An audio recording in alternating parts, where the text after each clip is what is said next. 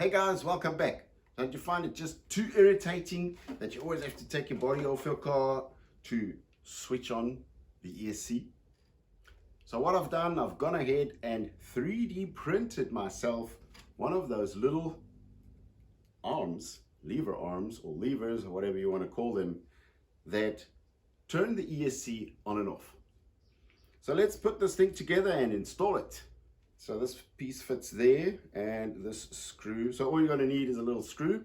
It's probably like a 3mm and it would just, yeah, it fits in this in the little center, and then you can just turn your ESC on and off. Okay, got the Traxxas on the bench. The first thing I need to take off is the rock slider, because the way this gets mounted is like this, and the arm actually has to pass the rock slider in this section so that you can actually switch this on and off. So first things first, we're going to have to take the ESC out. Just make sure we don't damage any of the wiring while we do that.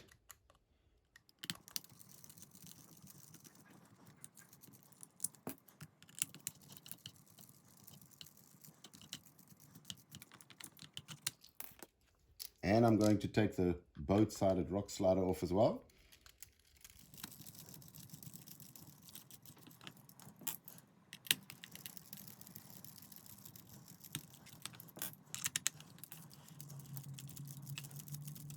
Okay, there we go. Putting my rock slider with the screws on one side so that we don't mix up any screws. Give this a little bit of a clean underneath here. So now how this should work. So I got a little 3mm screw, which kind of is the same length as this top box that the lever sits in. The lever goes in from the side, and all I'm going to do is put the screw in here. Whoa, hang on, I've messed it up now. Didn't fit. Okay, I'm just going to put the screw through there. Just going to change my tips quickly.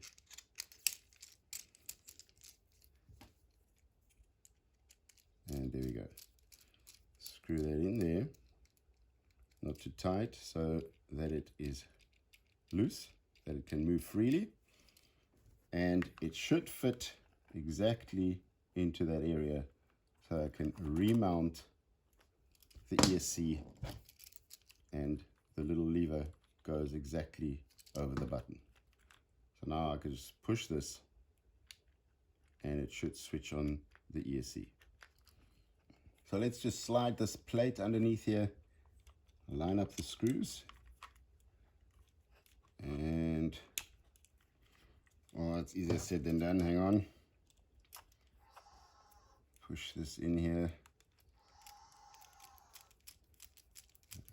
What you're hearing in the background there is lizard mating season, so just ignore that for now. Okay guys, slowly getting the hang of this. Threaded the one side and now the other side, and now I can tighten it down. There we go.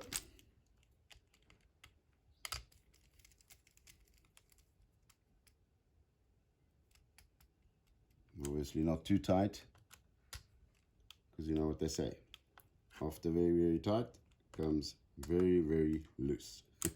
All right, so I can now turn on the ESC by pushing the lever from the bottom.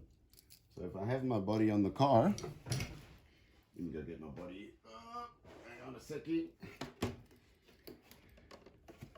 Put the body on the car. I don't always have to take the body off. I can just switch on the ESC or turn off the ESC from the bottom here. Also, the lever sits very flush with this little plate down here. So when you're going over an obstacle, it shouldn't actually turn your car off by mistake. So I got to adjust my boat-sided rock slider a little bit. I'm going to have to just cut it out in this section over here. I'm going to just give it a mark with my screwdriver. I'm going to cut it out with a Dremel so that it fits perfectly back onto the car. I'm just going to measure the gap I need to cut out with my caliper here and just pull that gap kind of in this area. So that should be my cutout.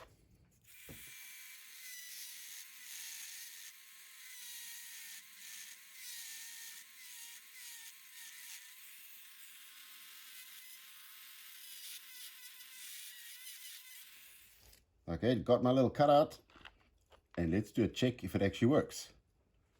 So if I push it, turns on, and push it a little bit longer, turns off. Perfect. Now let's install the boat-sided rock slider. So the original rock slider sits a little bit lower, then you wouldn't need to cut this little notch out. So the original, because it sits lower, you don't get in the way of this little lever. So an aftermarket rock slider, you would probably have to cut out this notch. Also make sure that it moves freely. And it's just a simple reason because it sits a lot higher than the original. The original sits about a centimeter lower, so you don't have that issue where you need to cut it out. Okay, let's give this a try. So remember guys, always turn your transmitter on first and always turn off your transmitter last. So turning this on, now turning the car on. Perfect. Everything functioning. Turning it off again. 100%.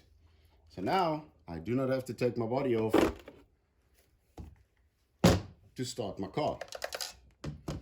I just simply push the little button, wait for the beep, and off I go. So it took about 30 minutes to 40 minutes to print this little unit, depending on your settings. So guys, check out thingiverse.com, search for TRX4 or TRX4 Sport, and you will find a bunch of accessories for your car. Or any RC crawler. You can actually put in axial, you can put in Traxxas, you can put in slash, you can put in anything you actually want, or just RC crawler, and it'll give you a bunch of things that you can actually print on your 3D printer. And if you don't have a 3D printer, I'm sure one of your friends does. So just download all the things you want onto a USB stick, and then you just take a 6-pack, go to his house, and you spend the whole evening there. So guys, that's it for me this week. Subscribe to the channel so you don't miss out on any of the new features that the 3D printing world and the RC world combined has to offer. Subscribe, click that notification bell, and we'll see you guys next week. Bye. Now, where was this button again? Hang on, now you gotta find, you gotta get used to where it is.